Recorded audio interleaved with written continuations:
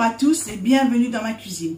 Alors aujourd'hui, une petite vidéo pour vous montrer une recette qui va être réalisée dans le moule tartelette qui est en promotion sur tout le mois.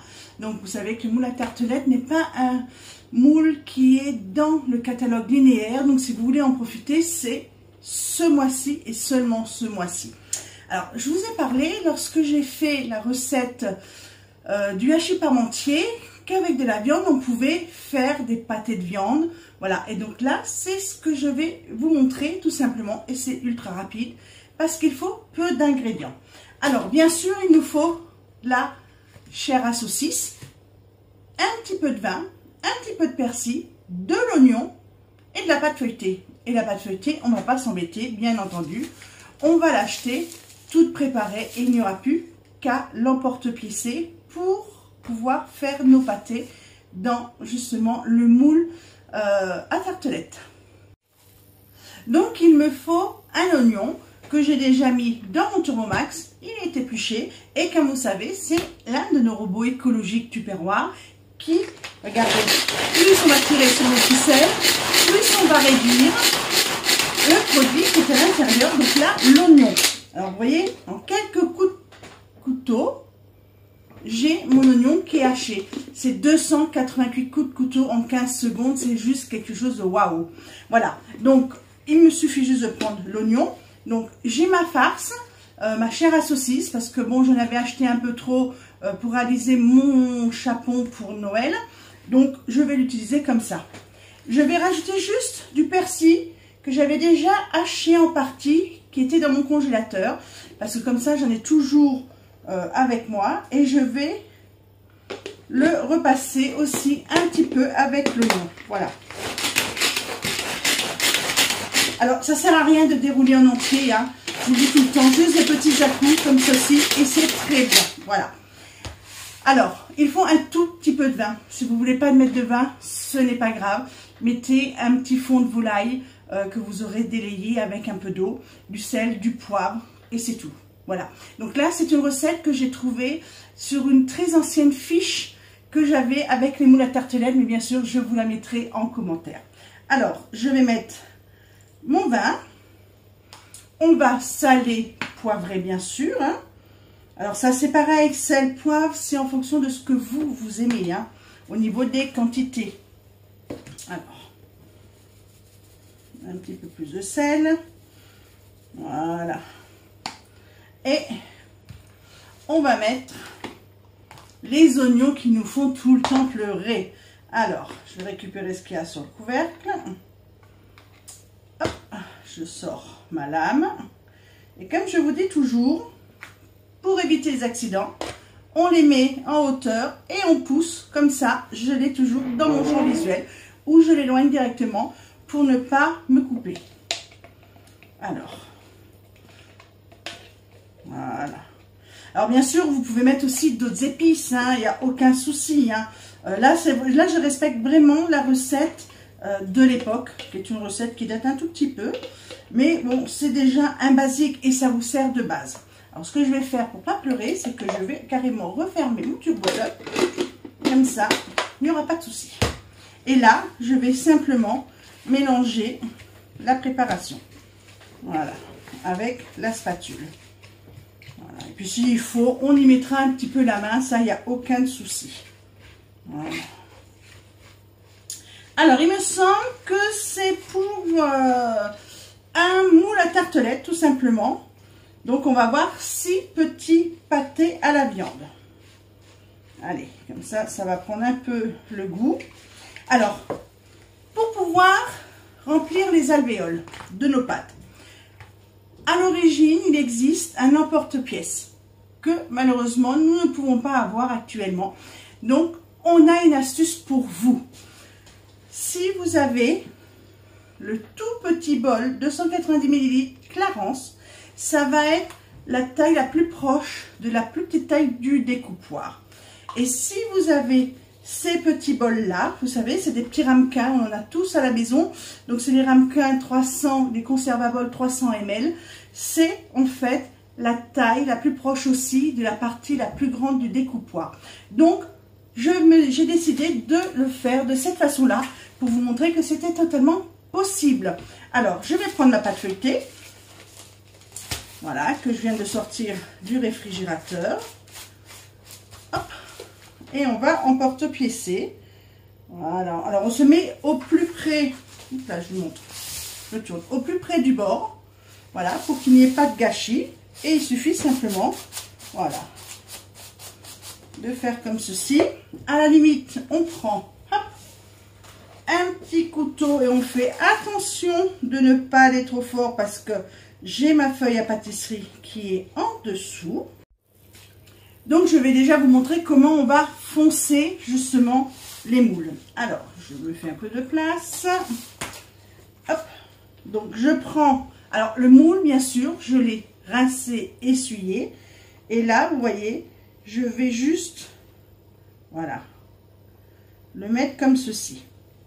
Alors, sur l'emporte-pièce d'origine, on avait des petites incisions qu'on peut très bien faire là. Donc, je vais vous montrer. C'est ce que je vais faire. Hop, régulièrement. Je vais faire une petite incision pour vous montrer en fait toutes les possibilités. Hein. Et voilà. Et je vais vous foncer le deuxième. Hop. Et comme ça, vous allez voir. Et là, regardez. Donc, je vais rentrer. Et là, du fait qu'il y ait les incisions, ça va se chevaucher légèrement. Voilà. Hop là. Regardez. Donc maintenant, après, à vous de voir la solution que vous préférez. Donc, je vais finir le fonçage et on continue la recette. Voilà, je viens de foncer les 6 empreintes à tartelette. Par contre, je tiens à rectifier quelque chose que je viens de dire. En fait, la taille la plus grande de l'ancien emporte-pièce, ce sont les deux. Donc, c'est ou le bol Clarence 290 ml ou les conserves à bol 300. Et je vais vous montrer, donc parce que j'ai fait sur les deux, voilà, le bol Clarence, donc le petit, hein, celui-ci, le plus petit, ça va affleurer juste au niveau de l'empreinte. Le bol conserve à bol 300 ml, en fait, va vous faire des empreintes, disons, de la pâte un peu plus grande que votre empreinte. Vous voyez, comme là. Donc, tout va dépendre de l'utilisation que vous allez vouloir faire. Et pour faire, en fait, la plus petite empreinte que je vais avoir besoin là maintenant, il faut prendre le couvercle de conservation, hop là, de notre 7 en 1. Et là, vous l'avez dans un tout nouveau coloris et seules les hôtesses vont pouvoir l'avoir aussi sur le mois de janvier. Alors, je vais vous montrer. Donc, du coup, j'ai emporte-piécé mes morceaux de pâte. Alors, j'avais un peu plus de chair à saucisse que la recette ne le disait. Donc, par contre, j'ai tout mis et je vais voir, je vais répartir au fur et à mesure pour pouvoir voir si je mets tout ou pas. Alors, hop. Je pense qu'on va se régaler ce soir. Bien sûr, je vous ferai des photos, des visuels une fois terminé et cuit. Alors, moi, je n'ai pas rajouté plus de persil ou d'herbe parce que j'ai mon moule à gaufres qui n'aime pas particulièrement si je mets un peu trop justement de persil ou même de la ciboulette, ce genre de choses. Cette recette-là, vous auriez très bien pu la faire aussi avec vos restes de viande. Hein. Au lieu de faire du hachis parmentier, on pouvait faire aussi. Donc voilà, là c'est simplement parce qu'il me reste de la chair à saucisse, mais utilisez vos restes tout simplement. Là, c'est fait. Alors, ce que je vais faire, c'est que je vais juste rabattre, vous voyez, regardez, sur le dessus, la pâte. Voilà, comme ceci. Voilà. Mettre les petites emporte-pièces que j'ai fait et on va souder. Alors, comment souder de la pâte feuilletée? Toutes les autres pâtes se soudent simplement avec de l'œuf. La pâte feuilletée, pour qu'elle se colle bien entre elles, c'est simplement à l'eau. Donc, j'ai pris, hop, on va le mettre dedans, j'ai pris un petit peu d'eau, le pinceau, et je vais mettre simplement, voilà, un peu d'eau sur ma pâte. Voilà. Alors il en faut quand même, hein, parce qu'il va falloir que ça adhère. Et je prends ma pâte qu'il y a là, je la mets sur dessus et je vais simplement, voilà, la souder comme ceci. Voilà, on peut faire quelque chose de joli. Alors bien sûr, là, si ça cuit comme ça, en fait, il n'y a pas de cheminée d'évacuation. Alors, dans l'idéal, ce que vous pouvez faire déjà, c'est au centre, voilà, comme ceci. Voilà, au milieu. Et là, quand ça va cuire, la chaleur qui sera emmagasinée dedans avec l'humidité, ça va cuire, mais on va dégager l'humidité. Et on va prendre, vous savez que on a du papier sulfu là, avec nos pâtes. Et rien ne nous empêche de prendre des petits morceaux et de faire justement, hop là, pour pas que la cheminée se referme à la cuisson, voilà, un petit entonnoir comme ceci. Alors là, on va après dorer, mais pourquoi pas faire encore plus joli?